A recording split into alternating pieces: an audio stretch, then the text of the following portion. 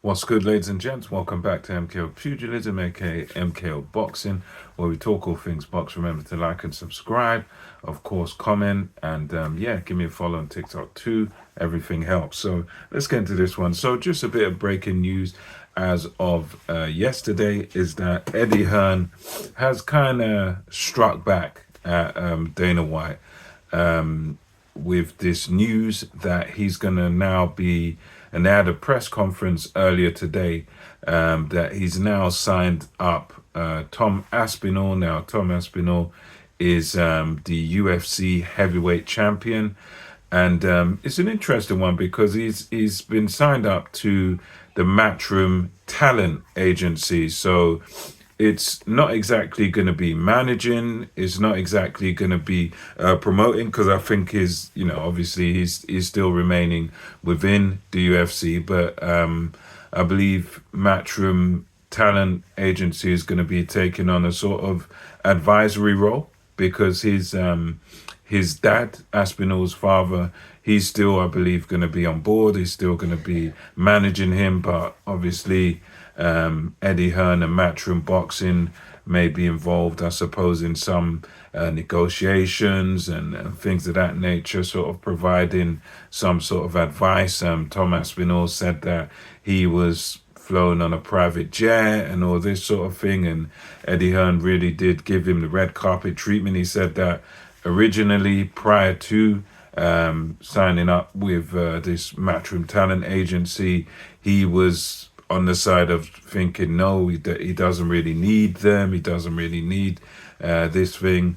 But, he's since meeting with Eddie Hearn, that time that he did, when all the red carpet was rolled out for him, he completely changed his mind and changed his thinking on the issue, and he's now sort of all for it. And I understand, I'm not the biggest, I'm not really a UFC fan, but I understand that Aspinall was recently involved in a fight where his last fight, I believe it was, where he had a, poke in the eye, and apparently Dana White was alluding to him not really wanting to continue in the fight, although he was done with this illegal move, and he wasn't best pleased with what Dana White said, and that's sort of well documented. So yeah, there might be a little bit of bitterness there, but this is a bit of a strike back for Eddie Hearn, because obviously it's not as big as the Conor Benn acquisition, because Conor Benn is literally going to be promoted by Dana White. He's, and Dana White's going to be front and center with Conor Benn. And, obviously Conor Benn was like a poster boy for Matchroom, aside from Anthony Joshua, it was Conor Benn. So that was kind of a bigger thing.